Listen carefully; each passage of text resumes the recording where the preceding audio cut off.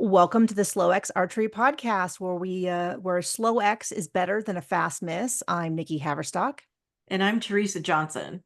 And how are you doing this week?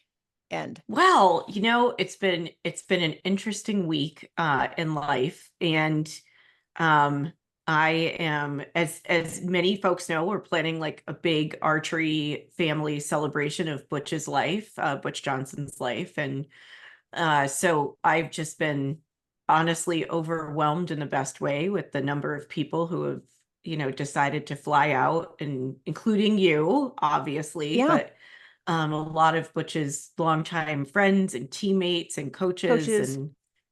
And I'm so grateful for the people who are showing up for us. And that's amazing. So yeah, I'm doing that, and I'm trying to get back. I had a busy work week, but I'm trying to get back to shooting my bow because we might, we're going to try to shoot nationals together, indoor nationals Indoor together. nationals. I was like, outdoor nationals is in three Not, days. we're, yeah, Not that one, we're not going to Texas yet. but trying to do an Um, indoor nationals together somewhere. Together. Yeah, We're yeah. looking at And Albuquerque because that's kind of near me and it's easy to fly into. But we'll have to see how the schedule works. And who knows? We could end up in Salt Lake. We could end up back east. Who knows? yeah, yeah. So lots of exciting things going on. And just trying to, it's interesting. I was obviously every time the Olympics happens, I feel like archers, well, all athletes probably, but archers Mhm, get really fired up about practice, right? It's like mhm. this very Yeah. inspiring and reinvigorating feeling, and we all pick up our bows. And then, but the difference between, I think, a lot of us and the people that are have been on that stage in Paris is the number of arrows that they're willing to put in between here and LA 2028, right? Like it's a lot of arrows between here and there. Yeah. I mean, that's a whole podcast we have planned, which is like, what is it that makes a champion? What can a country be doing to support them? I mean, we're already having these big discussions because in the US, we know that our national coach has announced his retirement at the end of the year. Hmm. And so it's a great time for people to start saying, okay, what are our priorities moving forward? Um, and yeah, that's definitely something really want to get into at some point and really in depth is like, what does that mean? But like you said last time, the people who will appear at 2028 Olympics, Paralympics are already shooting, most likely. Maybe possibly in the Paralympic division, there might be someone who is not, but and of course there's always a chance that some hot shot comes on the scene. A lot sometimes these young kids are, but really, if I was going to lay a bet, it's that whoever attends um Los Angeles worldwide is already currently shooting. Yeah. Oh, absolutely. I mean, and the reality is we want the most consistent teams, like Yeah. we want to see. I mean, listen, it's an open trials process for a reason because we always Yes. want to make sure we have the best depth of talent. It's legally Um, required, and I believe it's a good choice. But Absolutely. we do have, I don't think everybody knows that we do have laws, like Right, congressional right to laws were compete. written Yeah, that lay this out. So it is also legally you have to. That right, being right. said, That being said, I think from a coaching perspective and just a very, someone who has observed the sport up close and personal for many, many, many years, um, and having been married to an Olympic medalist, I think, the thing is we really want the most consistent mhm, athletes, right? someone We who's done want, international tournaments several times, who's had good tournaments, who's had bad tournaments, who's right, you who really knows do how to want that. handle the pressure of being out on the world's biggest stage and not get distracted. Mhm. So I think I'm a big fan of, and I would love to see, it'd be interesting to see if we could get Rod Menzer to join us. And he's, of course, the CEO of USA Archery. I'd love to have a conversation with Rod at some point, if he would chat with us a little bit about how we choose our teams and what we might see. And I'm sure Very he can't complicated. speculate, but it's a very complicated process that a lot of folks don't. It's very easy to like Monday morning quarterback the Olympic Mhm. team or the Paralympic team or the team selection procedures. Um, but I would be interested to find out if they might consider bringing that process further back into that Olympic period, so the period leading up to the Olympic and Paralympic Games is the quadrennial, right? So that 4-year period between Mhm. games. And I keep wondering if there's not a way to pull that trials process back just a little bit into the year before, so that the team is selected further in advance and has more time to train as a team prior to the games. I mean, on the one hand, I think you don't want to do it so far out that you risk, like, well, what happens if we have an Injury, injured athlete or something like that? But burnout, things like that. burnout, target panic.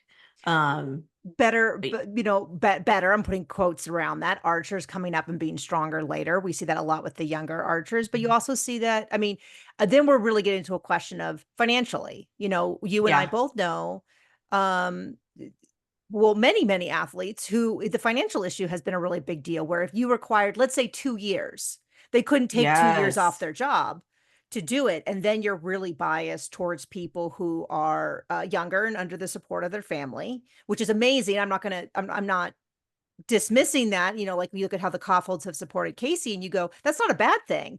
But then no, you that's a go, great thing. but then if we're requiring people and USA Archery or a national organization or the way our system is set up doesn't support people to just take off their job for 2 years. And then of Right. course it's like, well, maybe that should be available to more people. And then that's a whole money issue and funding and how funding is designated.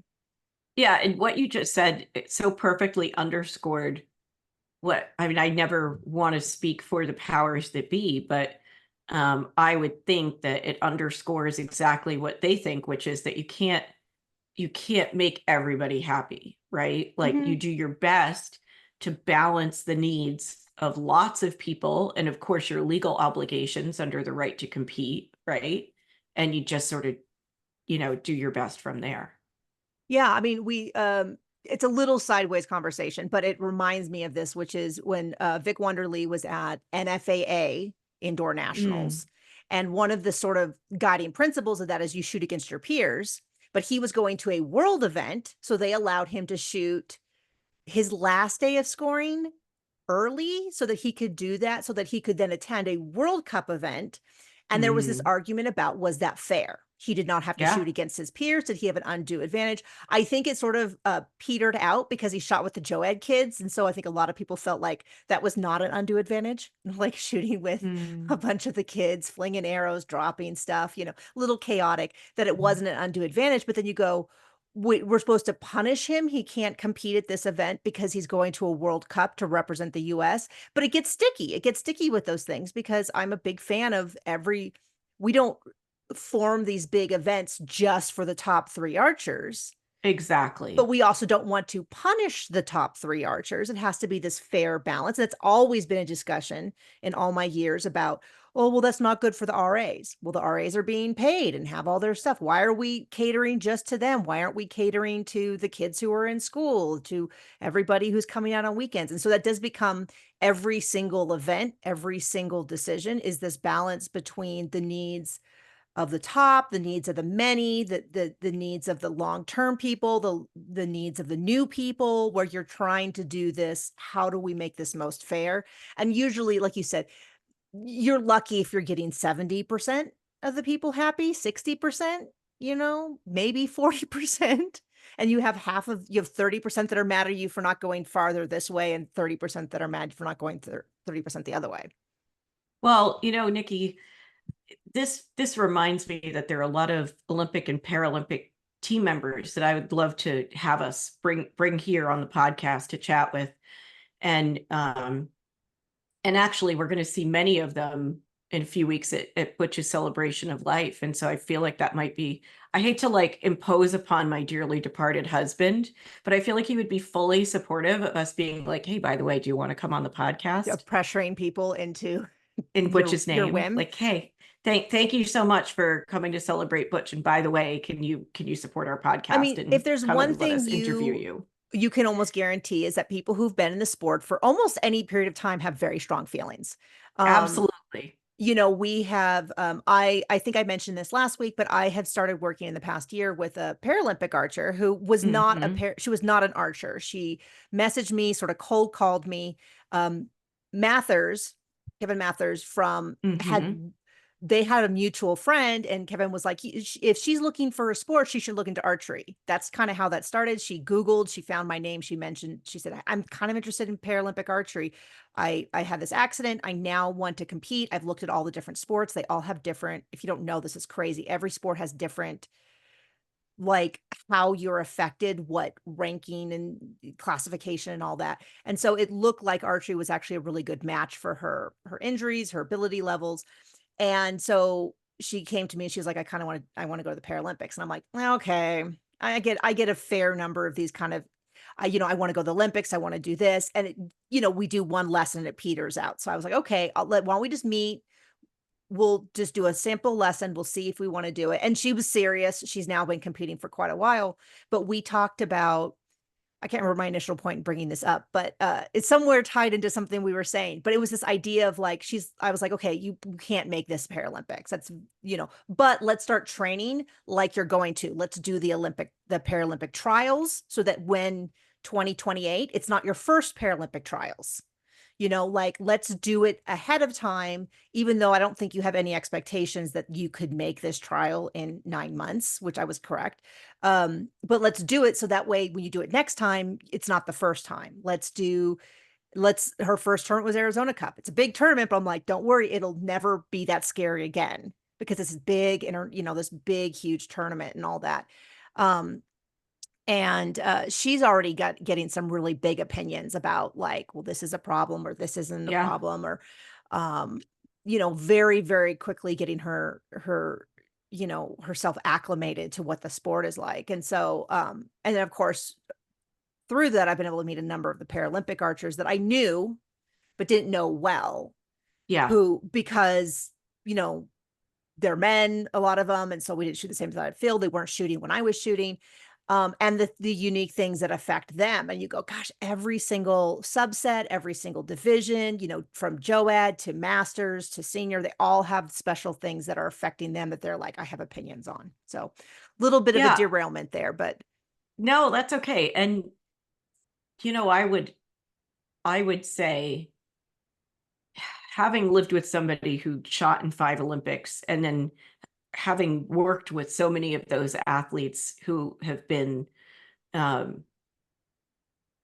sort of on the forefront of archery for the last, gosh, now it's been a long time. I guess it's been, other than the last few years, it's been like the past 14 years or so of me being involved in USA Archery, previously in some capacity, or World Archery. And every athlete has some big opinions. And they also, can I just say, Nikki, like, we are also a bit of a gossipy bunch, you know? Like, I'm not going to get into the details, but my phone was burning up last night. I mean, just over a little petty archery stuff. It's amazing how we gossip, and because we're yeah. like a small sport and we're like, pss, pss, pss, pss, pss, Yeah, I you mean, know? and the fact that if it was like there's times when I have a TikTok, it's unrelated to archery, but I did some archery content over the Olympics where I really found myself like, how much can I say? How much can I say? Because there's a chance that any of that could go back to people who know me personally and who might be like, Nikki, why are you like, you shouldn't be representing the sport that way. I mean, it wasn't gonna be anything inappropriate. It was all gonna be facts. I wasn't gonna lie. But there's a certain amount of like, it's too small to have some of the like, so you have to gossip. That's the only way to do it. You have to do it behind closed doors. You have to, if you have an opinion on how something, you say this and somebody's like, well, that's my mom, my sister, my best friend. And you're like, okay, well, it's still true. So yeah, we have to do a lot of the talking behind the scenes. Speaking of phone blowing up, Mhm. that's what I did pretty much I texted Teresa The probably entire 9 time. million times um during the Olympics because I was watching it. I mostly just watch the scores. I have to admit that I'm like doing other work. So I would like refresh, look at the brackets, see who's shooting, do more work, refresh. I didn't really get a chance to watch a ton of it live. What about you? So I'll just be like super honest and transparent about this. So this Olympics was a little hard for me. It was very, I'm thrilled for our country. I'm thrilled for our athletes and our teams. Um, but because losing Butch was so fresh, Mhm. it was a little hard for me to watch matches. And and that's a funny thing because I love watching archery. Like I love watching archery even when I don't know the people who are competing. I just love watching the shot, and I, have that sort of coach's perspective, but also the perspective of having tried to shoot a bow well. I'll never say shoot a bow really well, but because of that perspective, I enjoy it. But I was really grateful to you because I was able to follow the updates, and um I did watch part of the men's final, Yeah. and it was, we really saw some incredible shooting in this games. Like, and it Yeah. makes me very excited for LA. Like I've not been this excited to see 4 years go by in a long time. So Yeah, and I this might be contentious, but I'm going to point out I feel like Chris Webster needs a lot of praise because he really heck stepped yes. into it's odd to me that never saw a public acknowledgement of that Chris Webster was stepping into the team coaching head coach position. Yeah. And I know that's because, well, I don't know. Actually, I shouldn't say I know. I don't know kind of why it wasn't more acknowledged. And I mean, obviously Brady gave him one of the awards, and so he was Yeah. definitely honored by the athletes. But I feel like, um, as sort of just a general spectator, it was kind of funny because being head coach of an Olympic team is a pretty big deal, and I know he was going to go regardless, right? Yeah. So Oh, I think, yeah, there we go. Your mic cut out for a second. You're good. Keep oh, going. okay. So I think he was going regardless, but I'm not positive. Okay. However, um, my understanding was that perhaps Guy Kruger, who used to work for USA Archery, was scheduled to go, and then um, Well, originally it would have been our national coach, Coach Lee, correct. I think it and would have been Coach Lee and he had some some comp. family stuff, as near as I know, based on and he has not been present for most of the year. Right. But And he had a and very, and I think actually this is like, I don't want to say public knowledge, but I've seen it sort of discussed publicly. So he had a very sad, very serious family circumstance that took him back home to Australia to be with a very, very sick family member. And so we obviously, that is a very sad circumstance. And at the same time, right, like a coach has to step up, step right. in into this, tremendous role, this, take that responsibility. And Chris, who has been doing great work with our teams, and I can personally attest to this because he's been working with an athlete that Butch and I coached for a number of years, and she's now training with Chris down at the UNC. I think it's NC Charlotte or UNC Charlotte. I don't know. But anyway, she's at the Charlotte, archery facility training with Chris, and he's been absolutely phenomenal. Yeah, And I've I heard was really great so, things. I was so excited. Also, um, I will just say that years ago, when working for USA Archery, the times that I had to talk to Chris or deal with Chris in a professional capacity, he was always such a gentleman, so like respectful, so kind, and not all athletes were like that, right? I think you knew that kind Because of a he little to bit. because he was originally an athlete before he was a coach, just to He was clarify. an athlete before he was a coach, and he actually came from he served in the US military as well. Yeah. So he's a veteran too, and just an all-around great guy. um I And we was should so happy for mention him. Guy Kruger is no longer with USA Archery because he has, I assume we would say, moved up. I don't know how that structure works, if you would consider that, but he's moved into the USOPC. Yeah, I got that right. Into a coach's education position, which I think is an amazing fit for him. I also knew him as an archer, and then both of us had encounters with him in the level 4 training. Hmm. And I was super impressed every time I talked to him about it's just really it's really, really super apparent that he knows his research. He's very well read. I had mentioned my grad research, and he's like, oh, then you're familiar with so and so. And I'm like, yes, I actually went and met her. And he's like, have you bought her book? And I'm like, no, I can't, because it's like $400. It's like a textbook and stuff. But I was just super blown away. And then his instruction to coaches has always been really great. And I think it's an amazing position for him to move into. So congrats to him on Yes, that. wish him a lot of luck on that. So Um, it's a good transition for him. Um, so yeah, so we don't know who our next national head coach will be. I'm not, at USA Archery hasn't made any kind of an announcement. It's not clear if Chris would step into that role or not. yeah, I have But no I idea if we have do we have a search for a new national coach? Are they doing it internally? We don't have any clue. The only thing that we have is a single post saying that Coach Lee was retired at the end of the year, which a little bit confused me because he's been gone for several months. So I don't know whether that's just like an informal thing and they'll hire someone sooner, whether he's still actively working. He was not present though. I did not see him or hear of him being at any of the USAT events this year. He wasn't at Arizona Cup and any of the okay. events after that, as far as I know. Someone can correct me if I'm wrong on that.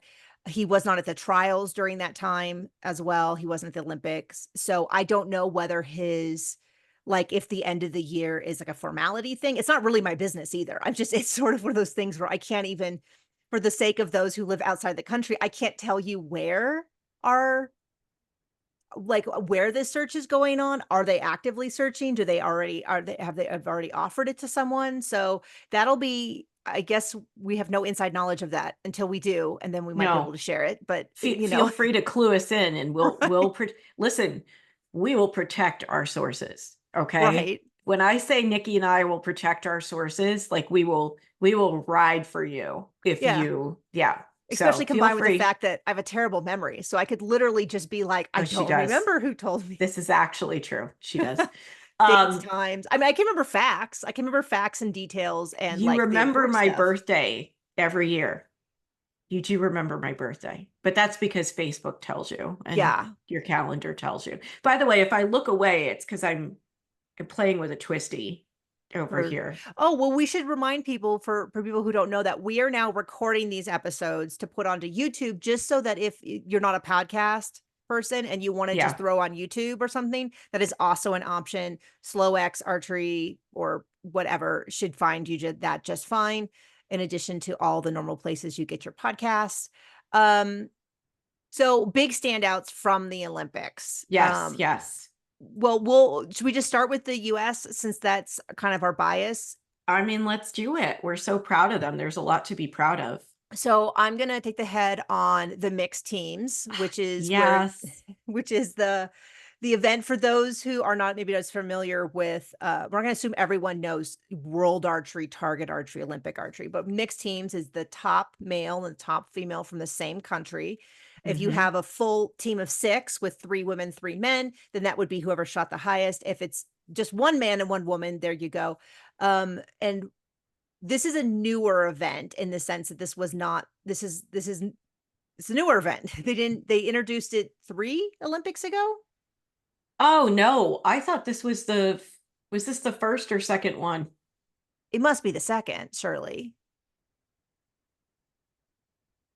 No?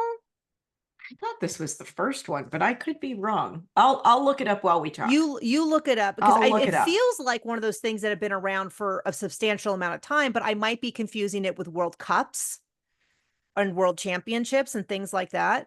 Anyway, we had the US won a bronze. There we go. That's a big Hmm. deal. It's a big deal for the US specifically because it's the first time that a woman has received a medal since 1988, when the women's team won a bronze, which is all the way back when Denise Parker. Okay, what we have an answer to the question? Okay, I think it debuted in 2020. I think this is the second games with Okay. it. Okay. I'll just check if we saw it in Rio, but I don't think we did. Well, that would make sense. I mean, that would make sense because it feels about 4 years old, Yeah. No, it doesn't look like or it 7 happened years in old if Rio. they introduced it in the World Cups following the Rio Olympics, that kind of thing. Okay, so Um, yeah, so So Brady So Ellison and Casey Kaufhold, who Kaufhold is the correct pronunciation, right? it's Coffold. I'm Okay. sorry. Now I immediately, as soon as I hear her name, I'm like, oh, let's talk about Casey because I'm such a fangirl for Casey. I get so Internationally, excited they for her. pronounce her last name differently. And so Oh, I they was like, do? occasionally, I don't blame them. I'm going to butcher someone's name today. But all of a sudden, I had that moment of going, do I know how her name is pronounced? Am I the one who got this wrong all these years? But yeah, so they won a bronze. Big deal. Very, very exciting for Casey, especially Hmm. because the day prior, she had gotten knocked out earlier than expected in the Yeah. brackets. That's what happens in the brackets, but I'm sure it was devastating for her. I was very sad for her. So then to come back the next day and do and win the bronze is like shows a lot of mental strength and ability to recover. The things that you talk with athletes where you're like, here's a skill that unfortunately you're going to need to have. You need to be able to recover and recover as soon as possible from bad arrows, bad ends, bad rounds, bad matches, all of that, because it's not over. You can't just throw in the towel because you have one bad anything. Right. And I would also add for our listeners who may not know that the way the finals are structured, so obviously head to head competition, whether it's for teams or individuals, it's bracket style, as we mentioned on our last episode, and the bracket gets smaller and smaller, right? And then in archery, you have to win a match to earn the bronze medal. Yeah. So, and I'm normally Well, you I have to lose a say match and then win a match. you have to lose a match and then win a match. So I'm fond of bronze medals for that reason. Like I feel like and I'm really, let's be honest, I'm fond of medals of any color, right? Like I think Yeah. they're all fabulous. Because they all say you were consistent, you had to be consistent over a number of matches through a lot of different, especially at the Olympics, like the best competitors in the world. You're literally facing the And best people in the world. and often they have some of the most amazing resources they've had the whole time. And uh, you know, uh, just a reminder for people when we look at the U.S. when we look at the world rankings, they're always a little tiny bit inaccurate because South Korea doesn't really typically send athletes to these events other than Olympic years. So you kind of have these unknown, well, I shouldn't say unknown variables because we know many of these players, but they just kind of it's like a black box. And so it is difficult because all of a sudden there's people who are shooting incredibly well that you don't really know. Does that make sense? Like Yeah. I'm trying to, I just saw this morning I think it was World Archery played a match to like show that Brady has gone against like a replay. Okay, not explaining this well. The Olympic match and then there was another match in 2011 between the same two archers to show that these people have gone against each other many times. So when I say an unknown quality, it's not really unknown. They've met before, they've shot against each other before, but much like our basketball in the US, the South Korean archers aren't constantly leaving for international competition because they have enough national competition to keep them pretty dang busy for Yeah. years on end. So it is a little bit of a different experience at the Olympics than it would be in a typical World Cup where these names, I've watched some of these people shoot for 5, 6 years at various cups and all that. I'm sure many of them have. I probably 80% of the people they know, but you never know. You never know who's coming out of the country, who couldn't afford to travel until then, but has been shooting lights out, that kind of thing. Yeah. Yeah. It's such an incredible, I feel like for a self-professed archery nerd, right? Because there's no noise that makes me happier than the sound of arrows hitting targets.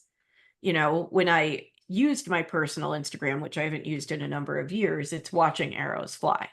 And when I would photograph tournaments, the best shots I got to take were the ones where I would go downrange off to the side during the finals, but downrange and photograph the athletes head on as arrows were like whizzing past my head.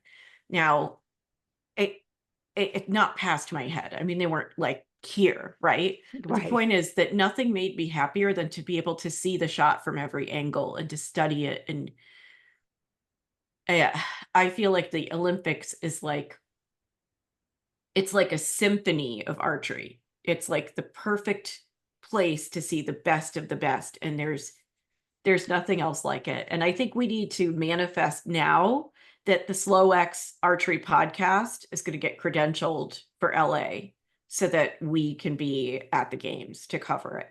Yeah, that'd be great. Right? Yeah. I'd love to be at another Olympics. I would love it.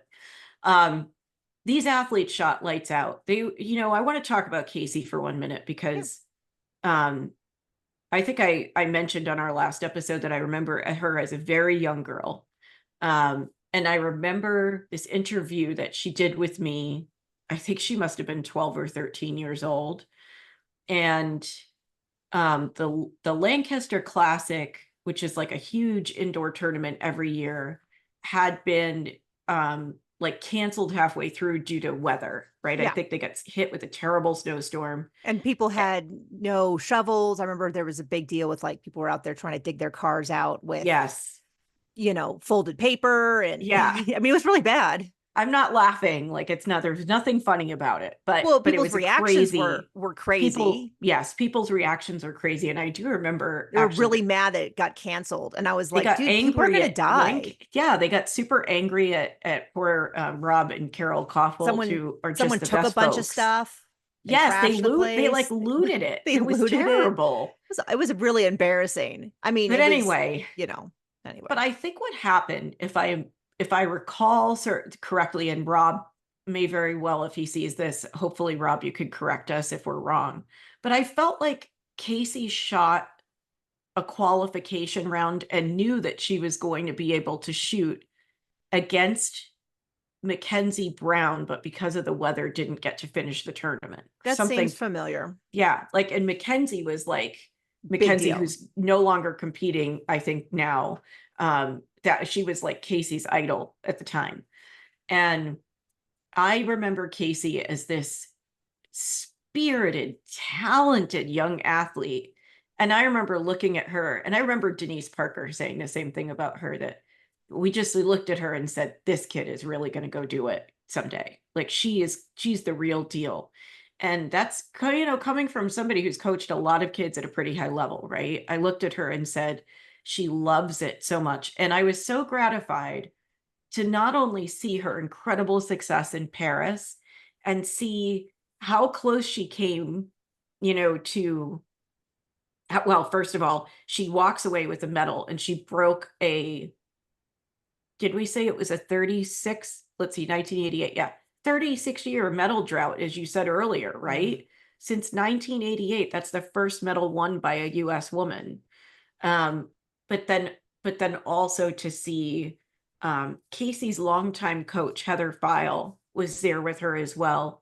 And I can remember Casey shooting the Lancaster Classic and Heather giving an interview and just saying, we just encourage her to have fun.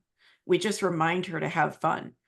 There was so much pressure on Casey. Like, I don't know on a personal level whether there was pressure, whether she, perceived pressure, but from an outside perspective, the media, our archery community, that's a lot of pressure. Like Yeah, she was ranked. She was ranked world one, yeah, which, like I said, is a little.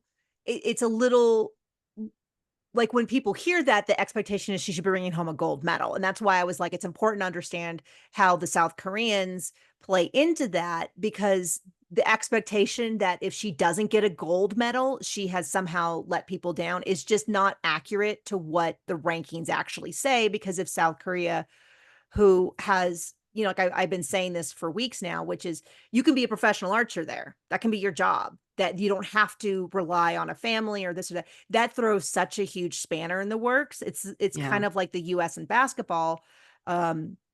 Although it's not, even US in basketball, it's not the same as it was 20 years ago, where, you know, any US basketball team is going to be heads and shoulders above every other country. But it's just it's a much her being ranked world number one is incredible, but it's not a slam dunk easy thing heading into the Olympics with that ranking. So I think it's like, I just want to clarify that, because when I talked about this on TikTok, some people were like, oh, so she's ranked world number one, so it's a given. It's like, oh, it's never a oh no, given. no, Never, ever a given. It's an amazing accomplishment, but if she doesn't win a gold medal, that's not a disappointment or an underperformance. It's just like, No. you don't understand how hard this is, you know. She is such a force of nature, you know, Mhm. like she's I'm just putting my phone on do not disturb so that everybody doesn't have to hear the buzzing if It's that's funny. coming I could through. hear it, and I was like, and so I kept checking. You probably saw me like check my phone to be Oh, like, right. because I could hear the buzz. I was like, oh, and finally I was like, oh, it's not my phone buzzing. No. I have a very non-archery, she'll never hear this, but I have a very chatty friend who I talk to once in a while, and she's texting me everything known to man right now. But anyway, Much like um I was during the Olympics, where I'd be like, yeah, oh, but I so and loved so it. got out. The women's, I do want to say this about the women's bracket, which is Mm, when we would talk about an upset, the bracket got upset. What we're talking about is when someone who was ranked lower went goes against someone who's ranked higher and wins. Now it's not upsetting, but when you mhm. describe it, in the women's bracket was a mess in the sense that when you look down at, you saw a lot of people who had shot up into the bracket. They had beat people who were higher than them. That is not a bad thing. It's not an upsetting thing. It doesn't mean anyone performed badly. It's very, very common in the bracket. We didn't see nearly as much of that in the men's side. We did see though what was kind of fun was Megan Havers from the UK and Tom Hall. I apologize. I'm doing this off the top of my head from the UK. Both shot much higher than their qualification score, which is always incredibly exciting. It's a Mhm. big win, even if you don't go to the podium and win a medal. It's like a big deal. And so that was really exciting to see. It's always really Yeah. fun. Um, you know, we I always feel like the UK are like close cousins in the sense that they often come to Vegas. So I've met a lot of them. Yes. I know a lot of the coaches because they used to be athletes. Lloyd Brown, who was my coach for decades, is over there now and has doing great work. I feel that way also about we see a lot of Canada, we see a lot of Mexico. So those are always Yeah. countries that I watch a lot because we've met them. And like I said, you meet them and then eventually they go into coaching and then you see them again. Um, the Netherlands is another and stuff like that. So it's always really fun to watch to watch the Olympics and see names that you're like, oh, we saw them at Vegas. And this is Mhm. even we see that even more now that there's a World Cup event in conjunction with the Vegas Oh, Festival. Vegas. Yeah, yeah. Yeah, So, I think it's the finale of the indoor World Cup series. which is So, trying to explain to my athlete what that event is, what Vegas is, because she's like, oh, I was like, you should consider going to Vegas. It's very accessible because she's in a wheelchair. So it's like easier for you to get around. It's a great, to have your face be seen, to talk to sponsors. If you want to go to the Paralympics, you're going to want to kind of have people know who you are. And she's like, oh, and it's a world archery event. So I can get ranking there. And I was like, well, not not exactly. exactly. And we kind of had to go through this whole where I'm like, well, it's there's the end. It was very, very confusing. I don't know. How they do those man on the street interviews where they like quiz people on things Oh, to yeah. see if they actually know, their kid's birthday or, how many states there are and people. I feel like if we did that with what is the layout of Vegas, like who's in charge of Vegas at the Vegas shoot, you would still have a lot of people be like, well, it's only the NFAA. And you're like, wrong. It's only Yeah. World Archery. Wrong. It doesn't count for rankings. Kind of wrong. It kind of depends on what, you know.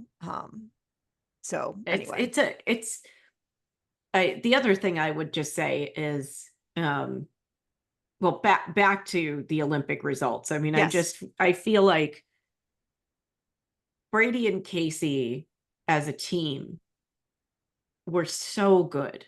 And it's so nice to see two athletes from the US shoot at such a high level. Like they competed so beautifully. And it was a really beautiful thing to see. It was Yeah. great. It was And really then neat. It was very invigorating. And then, of course, Brady went on to win another medal, which was very exciting. so Um, I have a theory about that I want to share. Um so for those who haven't watched the match yet, it is some of the finest archery you I will ever mean, see. I'm not a fan of the set system, but that match alone may sell me on why that is such a good system and why that's so exciting. That's when they designed the set system, when they moved from a straight point system to the set system, that is really what that situation is what they pictured it being exciting. And it really did come down to because they tied in set points, they tied, they did the tiebreaker, they tied there, they did a single arrow shoot off, and it was like 5 millimeters, 5 millimeters.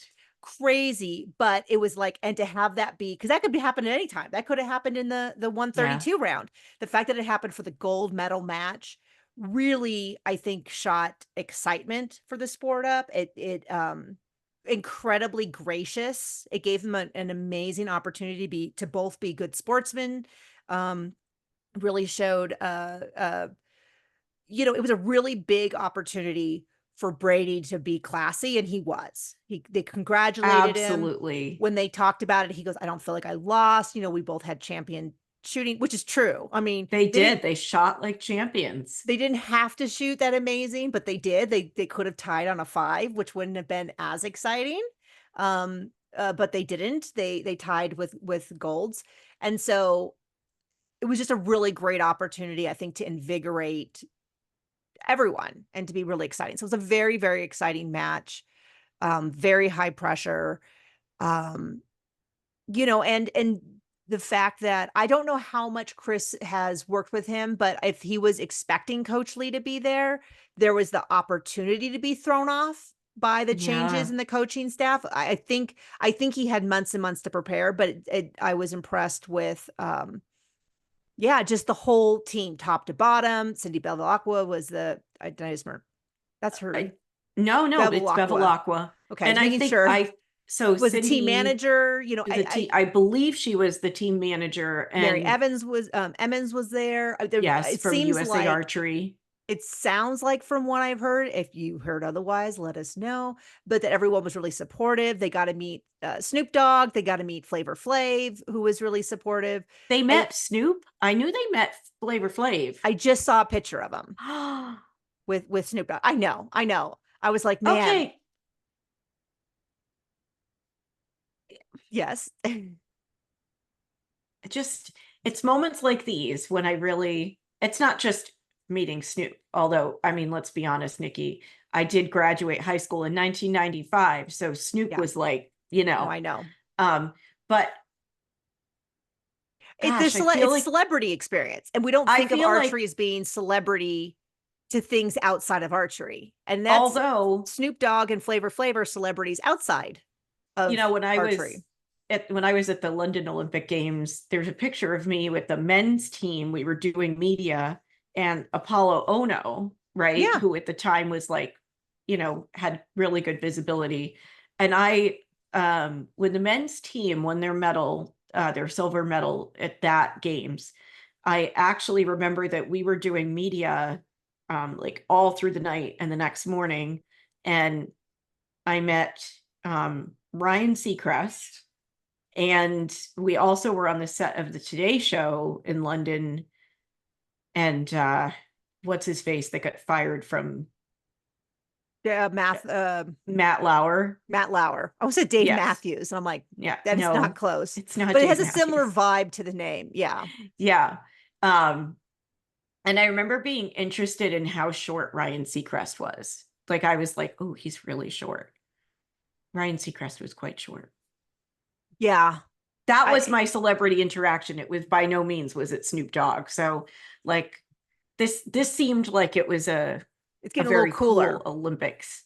It Yes. was a great Olympics. I mean, we didn't even talk about um, you know, Alona Mathers with the women's rugby team. We had a lot of firsts this season. The first medal for women's rugby in the U.S. We Yep. had a lot of Simone Biles. Really set the standard of like being down does not mean being out. Because Yes. she stepped out of the last one. I mean, I just had a long list of people that I was so excited to watch. Sha'Carri Richardson just Yeah, scored her gold medal, I think, yesterday in the women's relay.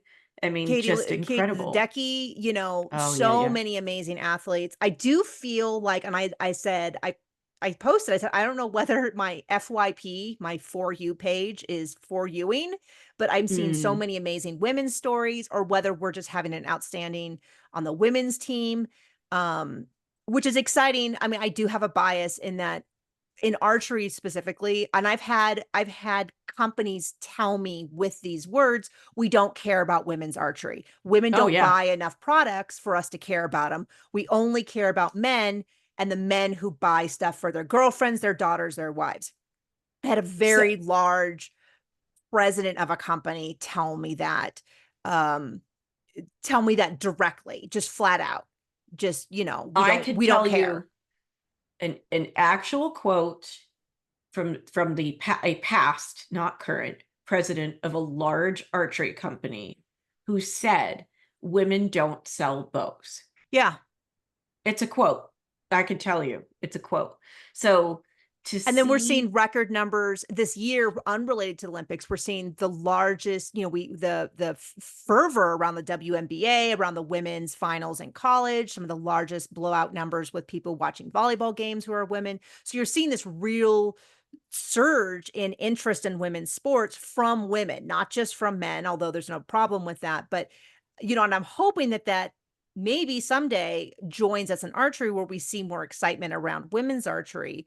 But yeah, we'll confer off air, but I am mhm, positive that the person you're quoting and the person I'm quoting are not the or the same same. person. Oh yeah. No, I don't think it's the same I don't person think they're at the same all. person. Mm-mm. Um, and so that means that that's two major companies where they have flat out said, we don't care. Like, not even like, we're not going to put more money into this or this. They just flat out said, we don't care about selling bows to women, because Right. and flat out, so they don't buy bows. I'm like, well, maybe they don't buy bows because you Because don't you don't make you bows don't that make bows for them, or you don't advertise them in a way that looks. And I mean, this is like probably 2002 when this happened. When this was said to me, not that everybody else, and I do believe that there are companies who are passionate about women in sports. Like, this is not to say every absolutely. company doesn't care. I mean, I can speak personally for my experience with Jim Easton, Lord rest his Hmm. soul, where he cared very much about youth sports, and he used to, through the foundation, they supported, and they never said things like, "We're all guys, or enough guys joining." They didn't care as long as there were students who were interested. All of my programs have always been pretty 50-50. I mean, that wasn't by choice. It wasn't like I sought out. It was people were interested. Um, and there was the point being, there was always has been interest from women in the And sport. and I will just add that as a woman who has competed in archery and worked in archery, um, I guess two observations I'd like to share. Internationally, women in this sport are so strong, right? Yeah. And historically, especially when you think about the South Korean women, right? The Which we women have to from, point out, the two highest scores in oh yes. qualification at the Olympics were two of the Korean archers. They were above the number one. I'm trying to pull up my numbers here to see what the actual numbers were. I have too many I think tabs we had a open. world record and an Olympic And record an Olympic record of 694 and 688. out of a possible 720 at 70 meters. Like, I just, like, for anybody who doesn't know, although I can't imagine why you're listening to this podcast if you've never heard about Well, archery, they could be a let's backyard just shooter. let's just quantify this, right? 70 meters is approximately 3/4 the length of a football field, an American About football 77 field, yards. right? And you are shooting, the gold is about the size of an apple. So, well, the 10 is about the size of an apple. So you are shooting something, aiming for something the size of an apple from 3/4 the length of a football field away. For both And men and women. A lot of people aren't correct. familiar with it. The field is exactly the same. The target size is the same. The conditions are the same. Individual equipment varies according to archer, but not between gender. So men tend to shoot heavier bows, but that's not a, like, they're not required to or anything like that. But risers, limbs, sights, all of that is the same, between the two genders. Yeah, I am. So I think number one, in the US, when the archery industry in the past has sort of ignored women, right? That is not true of everybody in the industry. So there, I've met so many people who are not necessarily running companies, right? But work at companies and say this is a huge oversight and we need to be better at this. And the other thing Yeah. is that we have been very in a team environment for the most part. I feel like we have had male athletes, particularly on I don't know, I can't speak to the compound men's side because I don't know a lot of those. I don't know any of those current athletes, right? But on the recurve men's side, we have a good group of men. You know, we have a good group of guys, Yeah. and that are very, very, very supportive of their female teammates, Yeah. and that's a blessing. That's a wonderful thing.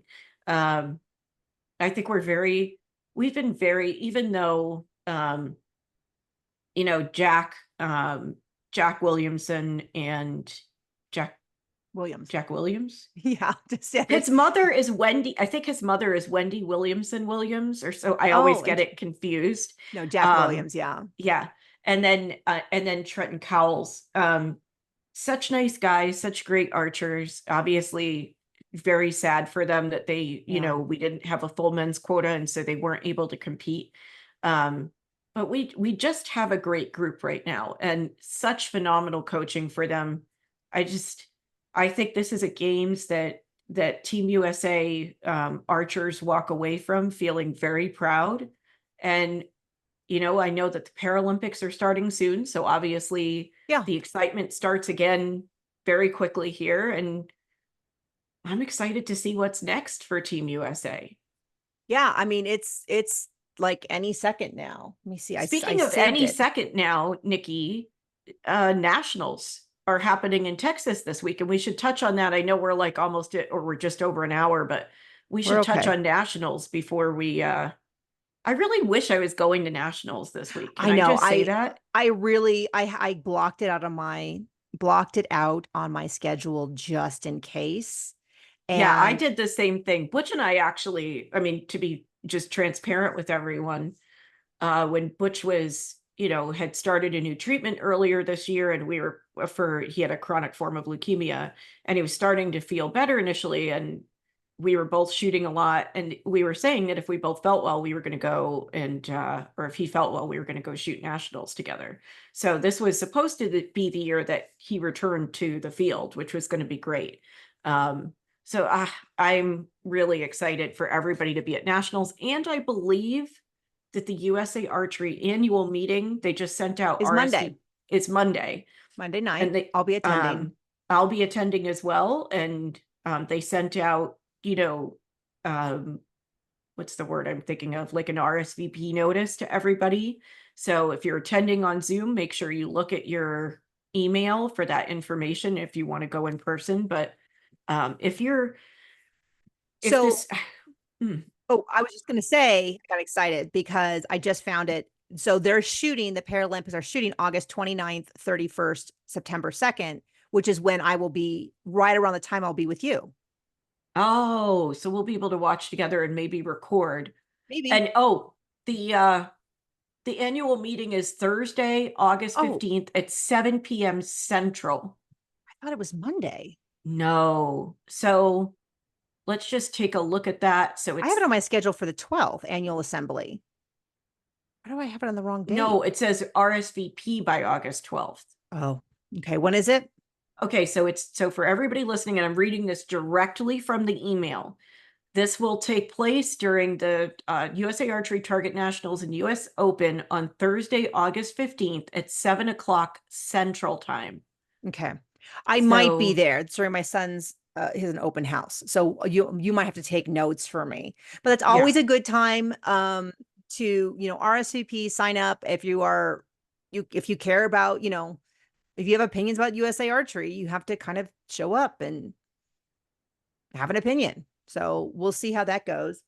I'm going to put that in my calendar right now. So I'm excited to be on that and to hear everything that's going on at USA Archery. I'm always very excited for them and Yeah. for World Archery. And by the way, I just want to give one last shout out, before we wrap up.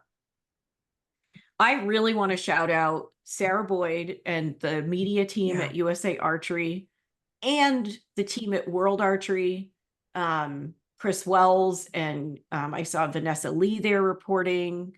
I know there were so many, there were some great articles on the World Archery website. There was phenomenal social media coverage from USA Archery, just like nothing I've ever seen.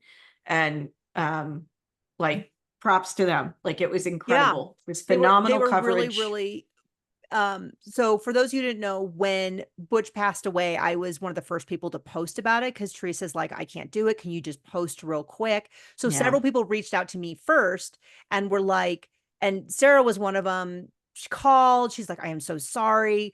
How can we best express this? She was like, well, what if we put together something kind of quickly to acknowledge it? And then I take a couple days to put something a little bit more comprehensive together.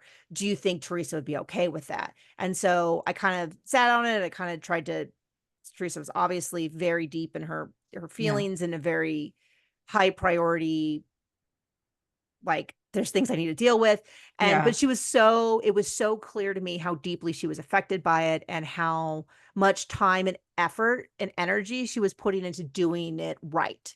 What And is the kindest? What is the most, and so you could really feel that. And so many people reached out to me who are like, hey, I know Teresa's busy. Can you make sure we know about arrangements? Can you make sure, do you know if there's going to be something soon? Because, and so I try to pass on information. Um, yeah, people in general were really, really amazing. Even yeah. to me as someone who was not directly involved in the situation, but I was doing a lot of passing on. They were concerned, am I okay? And I'm like, yes, I'm just worried about Teresa. And, of course I'm sad, but it's, my priority right now is making sure that she's okay. So, you know, how can we do that? Yeah, I'm glad you said that. I mean, Sarah has always been someone who does the work first, and then, she shows up first and never asks for credit. Just like you, actually. And I am Sarah called me a few weeks after Butch passed away, and we had a really nice talk about it, and we've stayed in touch on text message. And I was so thrilled in the moment to see that Rio Wild, somebody who Butch and I, considered a friend for many, many years, and Vic Wonderly and Justin Yeah. Hewish, and there's lots of people and Roxanne Ryman Sislak from Hall's Arrow, where Butch worked for many years. All of them stepped up with quotes and context for that story and really honored Butch in a wonderful way. So I will just say that I think by now, you and I have reached all the people in the archery community, I think, who need to know. And I have really reached out and personally invited the people who I felt needed to be informed. But if there's anyone out there who's listening who was close to Butch and wants to attend his celebration of life, please reach out this weekend. RSVPs are about to close for that event. Just to make Um, sure that you have enough Food and food and beverage, snack yes. and stuff like that. It's not Yes. because she wants to double check to make sure you make the cut, No, absolutely and not. nobody should feel like, that they weren't invited. It's just a matter No, of, I mean, gosh, he knew so many people. no, Nikki, except the one person Oh, geez. who reached out to me and said an incredibly tactless and offensive thing about Butch to me, his widow, who actually was not invited to the celebration of life, but made sure to take the opportunity to send me 4 paragraphs about how much he disliked Butch and that's why he wouldn't be attending.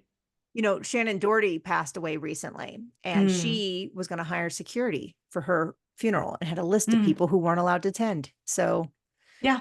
Well, maybe, maybe we'll brainstorm something like that. So we yeah, can consider that my response to that, because I'll be blocking that person on social media forevermore later today. So I'm not going to bother sending a response. But this podcast, what I just said, That's my response. Okay, then. Wow. I mean, we're starting a whole burn book here. We're going to burn all the bridges. I mean, might as well that people are here for the behind the scenes gossip, and they have gotten it. So we have that is our Olympic coverage. Unless you feel like there was something that we should have covered. No, If I feel like we did the Olympics. Just congratulate, like, I don't know if we said it, but like, let's say it. Congrats to all the Fettelmans, Congratulations. Like, the medal so winners. good to the whole team, to the ladies who like worked so hard. There was it Catalina that shot her way up through the matches and then when, but like she had a phenomenal, I can't remember if it was Jennifer, I think it was Catalina. I think it And was I Catalina. apologize, like, I'm sorry, ladies, that but just because I wasn't watching the brackets as closely for this Olympics, because it was just emotionally, it was a lot this year. Yeah. But I mean, our women's team did great. They absolutely shined Wonderful. when the time was on, for them. And Brady just, I feel like in that gold medal final, Brady delivered on every bit of pressure that has ever been laid upon him about what Brady Ellison is capable of. I feel like he Yeah. and Kim Woo-jin just went out there and nailed it. And I I'm mean, it just so really happy for him. was the match that you hoped for, but you Yeah. couldn't count on. Yeah. That was really amazing. It was amazing to watch him and Casey shoot. It was amazing to watch many of the athletes from South Korea. It was, and I was cheering for, Germany and France had an outstanding showing at this event, which Yeah. you called. You said you cannot underestimate the home court advantage, which, Mm-hmm. let's bring on LA. Let's see how that goes. Yeah, so I think that's the end of our Olympic coverage, unless someone wants to write in and be like, well, what about this or what about that? Well, but I would love to get some of the athletes on here onto the podcast. Sure.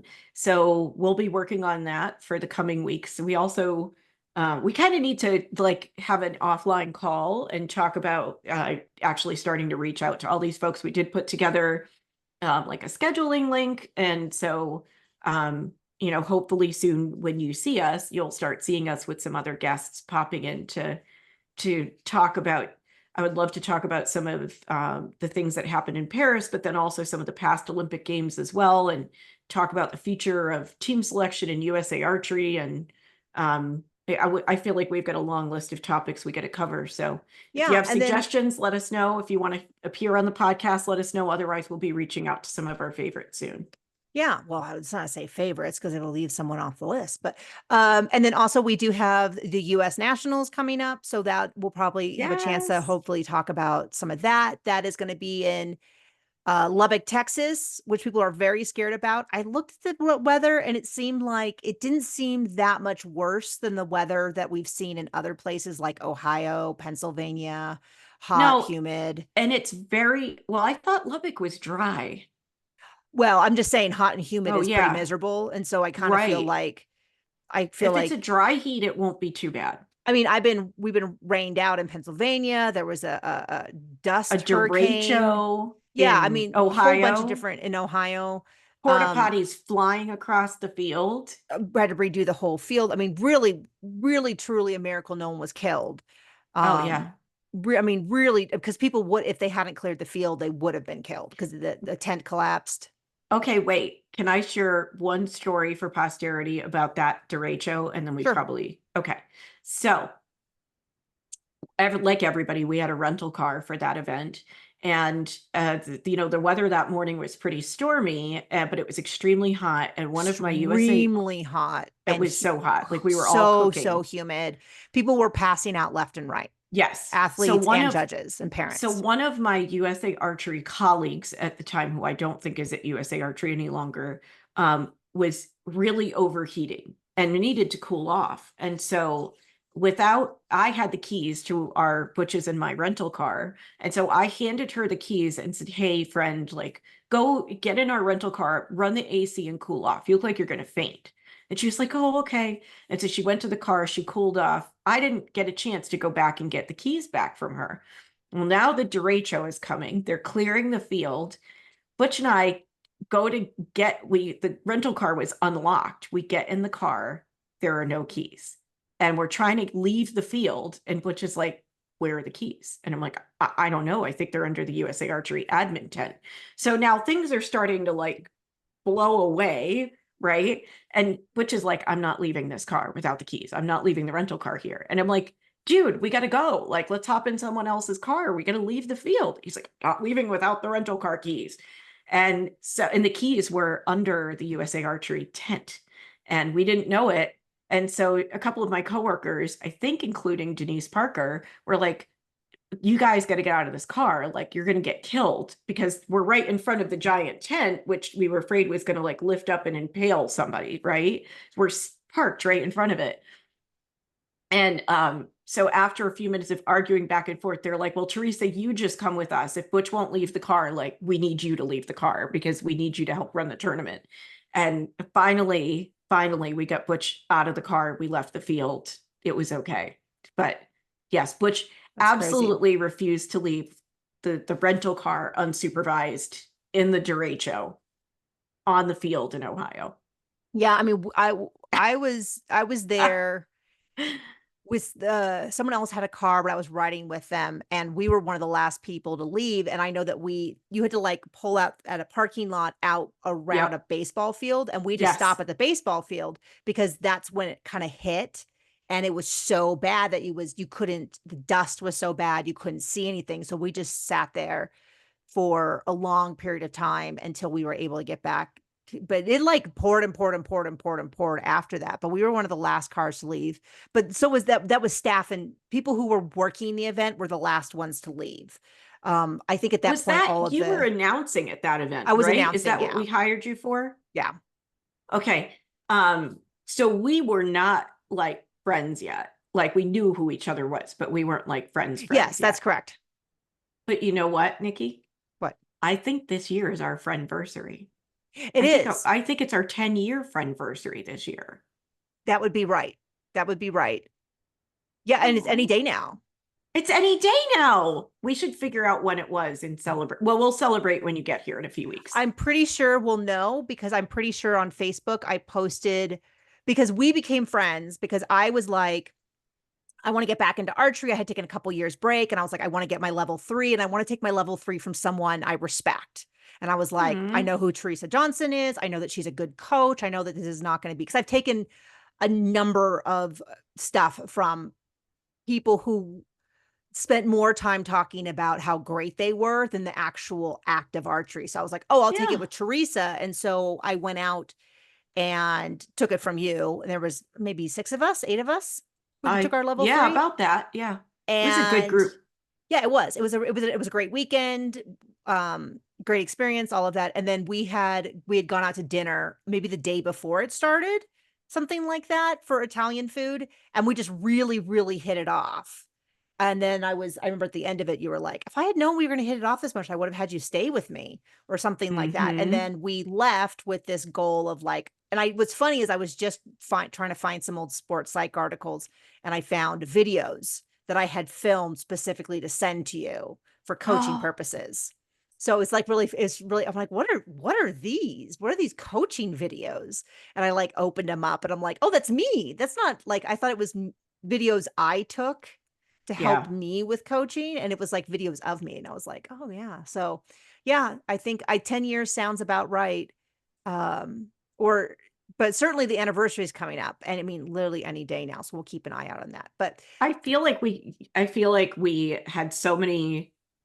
I was saying to someone recently that of all the great things in my life, my friends, my my business, and of course, Butch, yeah, of all the great things in my life, archery brought me all of them. With yeah, the exception, obviously, of my family, right? your But family, and you have a quite number of amazing wedding photography friends yeah. now as And well. but that also came from archery, Yeah. right? Because I started photography and archery, and Denise Parker, who is such a good friend, has been a great friend over the years, and she saw that and nurtured that talent in me, and encouraged me when I wanted to shoot weddings. She encouraged me to do that. And so here I am with a business that has been able to, that Butch was involved in, that was able to sustain me through this terrible time. Mhm. But all great things have come from archery, and I feel like it's time for me to spend some time giving good back to archery. Yeah, absolutely. Yeah. And with that, we'll wrap up the episode. Thank Are you, you going to everyone. practice? Wait. Are you going to practice this week? I am actually going to practice hopefully this afternoon.